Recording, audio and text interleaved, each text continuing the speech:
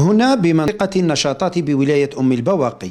تعمل شركة الإخوة طورش بوسوليم على إثبات قدرة المؤسسات المحلية مناولة في اختصاص إنتاج قطع غيار السيارات، مستغلة الخبرة ومصداقية منتجاتها المتنوعة. شركة FTB هي جاهزة لتستجيب لهذه المتطلبات ولهذا السوق، منها أسواق تركيب السيارات والتي تعتبر هي عبارة عن سوق جديد بمواصفات جديدة وبمقاييس مفروضة من طرف الدولة،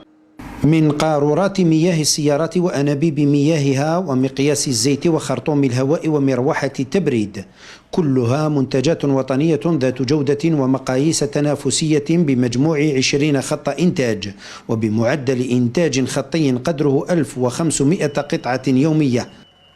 القطع تفوت بشكل دوري على مخبر معين اللي هو راح يقيس فريكونس معينه ما بين مثلا 20 قطعه ل 30 قطعه، يقيس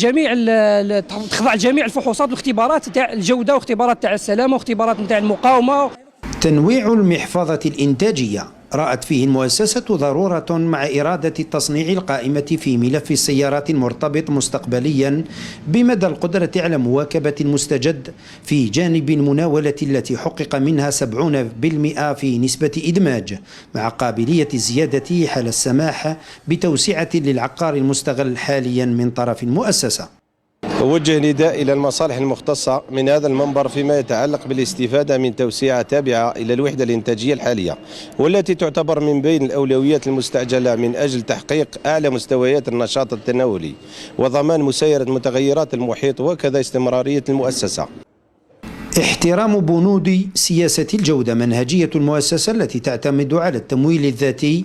لمسايرة متغيرات الصناعة الوطنية بعمالة قدرها 44 عاملا دائما وكفاءة وطنية للقطاع الميكانيكي.